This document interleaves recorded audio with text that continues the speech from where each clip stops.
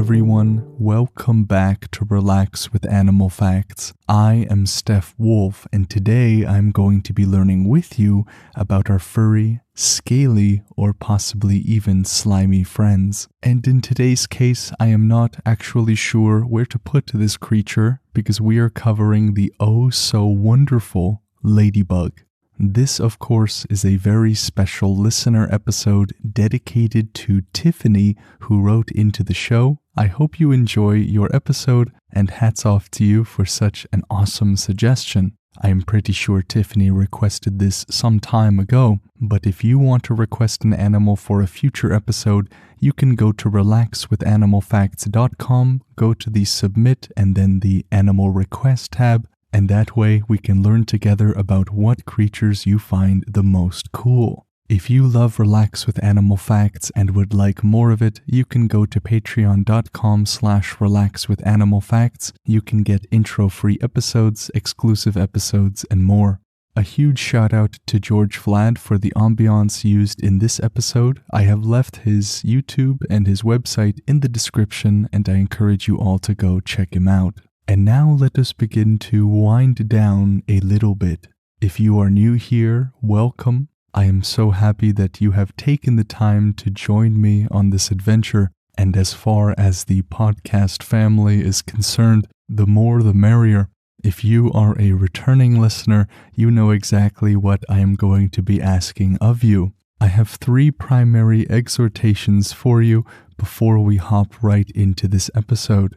The first thing I encourage you to do is to put on a pair of shoes you don't mind getting a little wet. We are certainly going to be needing those for where we are going today. My second exhortation is perhaps the most important. It can be quite challenging for us to relax when our bodies are stiff as a board. And so notice perhaps where you are carrying some tension. Is it in the head, the neck, the arms, the legs? Wherever it is for you, do your best to simply let go. You can imagine some jello and do your best to do your Oscar award-winning impression of it. Really become the jello. And the last thing I encourage you to do is to give your mind permission to wander and journey with me into a forest in Costa Rica where the ladybug resides.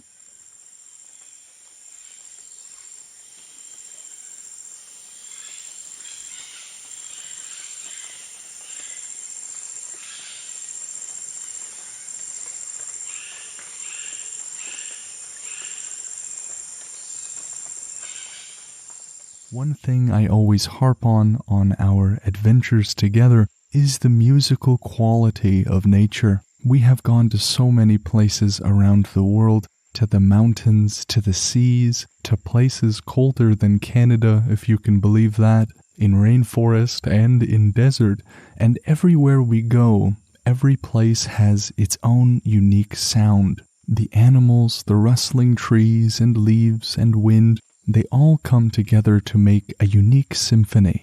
And today, in this forest in Costa Rica, we get to hear a wonderful one. But here in this natural orchestra, we are not looking for sounds, we are looking for a creature, and that is the ladybug. The ladybug is like the symbol of springtime. I'm sure that many of you out there have seen them before and are familiar with them, seeing as that they are nearly global in their distribution. It would be more correct to call them lady beetles, because that's what they are. We will get into their name as to why they are called such at the end of the episode, but just know that the term ladybug is not exactly as accurate or precise as we would like. But the colloquial term and the slang term ladybug really is a great one. Like many other insects in the world, they have many individual species, and there are about 5,000 species of ladybug in the world. Now, as a Canadian back home away from this Costa Rican forest, I'm most used to that red insect with its spattered black spots. But here, we might find one that is quite different. Ladybugs come in a variety of different colors. Some actually do not have any spots at all. But all of these creatures within these 5,000 species are going to be small, hard-shelled creatures that are harmless to us and can serve quite a role in a garden. These creatures love warm climates. That is why I qualified my statement earlier, that statement talking about how they are found nearly universally around the world, with that term nearly. If we were to travel to Antarctica, we're not going to find ladybugs. We will find them in many other places in the world, particularly places like forests and gardens and weed patches. And some of you listening, maybe who are from California, might be surprised to know that there are more than 100 species in California alone. That is really cool. But though California is hoarding 100 different species, we can still look forward to over 4,900 of them. There are species that are not red but yellow, orange, pink, brown, or even a jet black color. There are so many different ladybugs for us to look at. But for those ladybugs with color and with markings of various kinds, they're going to serve a purpose beyond just decoration. They are meant to be as little cautionary markers, saying to potential predators, "Don't eat me, I taste really bad." Now, adding on to this more passive defense system, which is just merely a yield or caution sign, they will also let out a very foul smell. How they do this is quite incredible. The foul-smelling odor is actually given off by their blood, which they will seep through their legs, or more particularly, it will come out from their leg joints. And this happens at a time when ladybugs are threatened or startled. The foul smell that the ladybug gives off is an indication to the predator that this beetle might be sick. It is probably not a good idea to eat them. And as a defense mechanism, it can be very efficient, as by the sounds of it. Adult ladybugs have a smooth dome-like shape, and they are protected on the outside by a harder outer shell. Below that relatively thin outer shell is a pair of thin hind wings that are able to take them off and moving at a rate of 85 beats per second. And the ladybug can discharge their wings out from underneath that protective casing in a speed of 0.1 seconds. They can then fold them back into their bodies and reseal it with that outer shell. Imagine if we as people could build a helicopter with those kinds of capabilities. I already find these creatures very fascinating. Ladybugs are referred to oftentimes as beneficial insects, and they earn this title because they eat many other insects that can be a pester for us. That includes fruit flies, thrips, and mites. That means having a ladybug in your garden will mean less garden pests for you, more zucchini, more tomato, but there are species of this beetle which are not the most helpful. The Mexican bean beetle and the squash beetle will eat plants as well. So in addition of them taking out the predators of the plants, they take on that role themselves. As I have heard said, sometimes you die a hero, and other times you live long enough to become the villain. But just because they are small doesn't mean their diet is also very small. An adult ladybug can eat as many as 5,000 aphids in its entire life. These animals will live from between 1 to 2 years of age, making that 5,000 aphid number in their lifetime a little bit more concrete. A hungry ladybug can eat up to 50 aphids per day on average. In case the word aphid is unclear, it is a bug, a very small one that feeds on plants. Aphids reproduce rapidly and can take over many gardens, but not on the watch of the ladybug. Some ladybugs live in colder climates than others, and those ladybug species that are within those colder climates enter something known as diapause, and this is a kind of insect hibernation. Just like many other creatures that hibernate, they can last a long time, sometimes as long as 9 months as they wait until the next spring. They will live on their fat reserves exclusively, hence why it is important that many of them eat so much. To eat, ladybugs will chew just like we do, but not exactly like we do. Instead of us chomping up and down, ladybugs chew by moving their jaws side to side. It might be more of a grinding than a chewing. It's like rubbing 2 plates together. It still, however, gets the job done well, so they are efficient. Female ladybugs can lay up to 1,000 tiny gold-colored eggs in a single season. But because this is the wild, it doesn't mean all of them are going to make it to adulthood.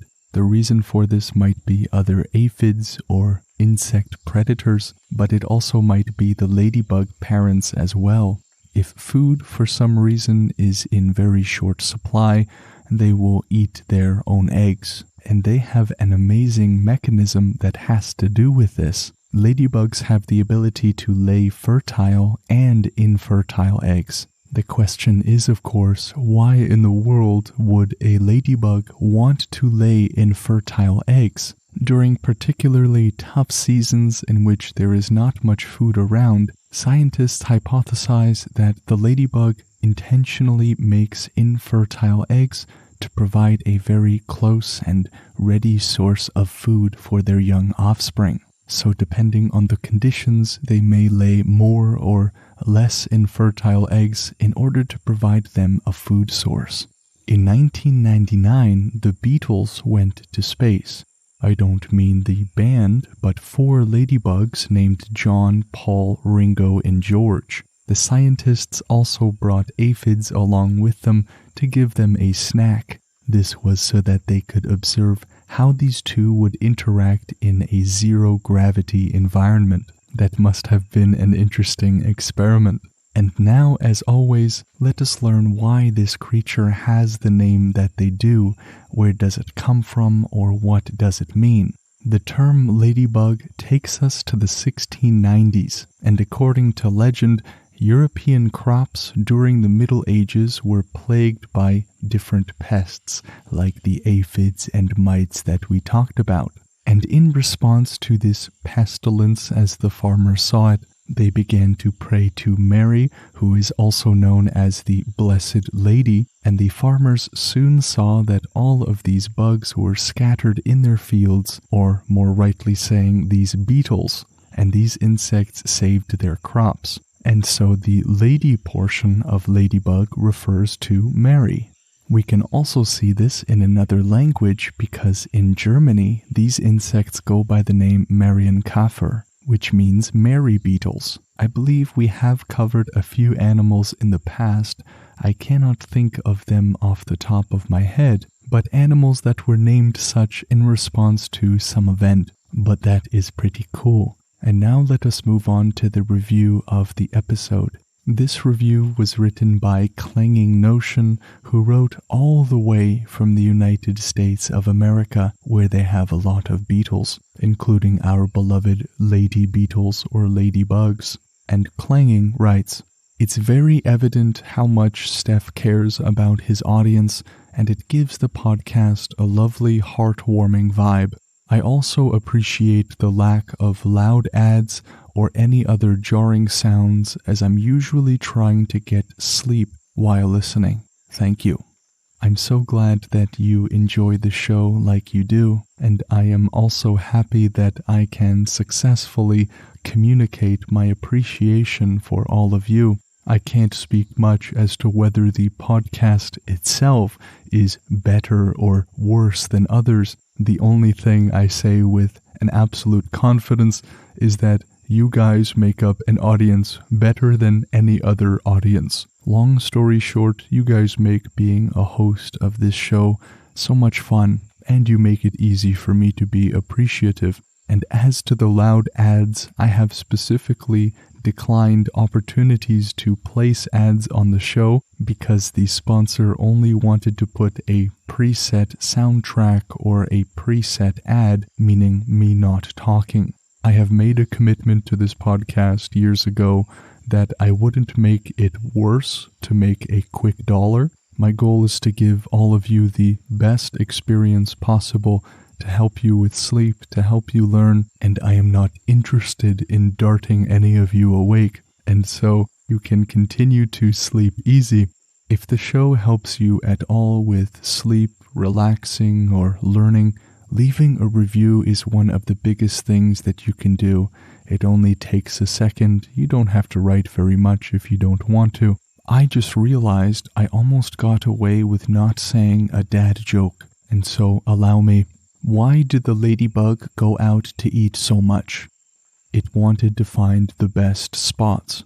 I actually don't know if this is so much of a dad joke, but it is bad and punny enough for me. You want to find those jokes that are somewhere in this gray area between nauseating and bad. If your ears start to ring, I think you've gone a little too far, but this one was just right. If you would like to request an animal for the show, you can do so by going to relaxwithanimalfacts.com and going to the Submit and Animal Request tab. If you would like to reach out to me, Steph Wolf, for any other reason, you can do so by sending an email to relaxwithanimalfacts@gmail.com or by sending a message to relaxwithanimalfacts on Instagram. For more of the podcast, including more facts, more learning, more resting and sleeping, you can go to patreon.com/relaxwithanimalfacts. A huge shout out to George Vlad for the ambiance used in this episode, and I have left his YouTube and his website in the description. The facts used in this episode come from kids.nationalgeographic.com, treehugger.com, animals.sandiegozoo.org, and thelandbetween.ca. Those are also in the show notes, and so you can go check those out to your heart's content. What an amazing animal we have learned about today. Certainly the underdog, an animal that we have become just so used to. We see it all the time, and so we just think there is not much to them, but nothing could be further from the truth, which I hope we all learned together today. Thank you for joining me, and I look forward to seeing you on the next podcast episode with the next animal. Take care.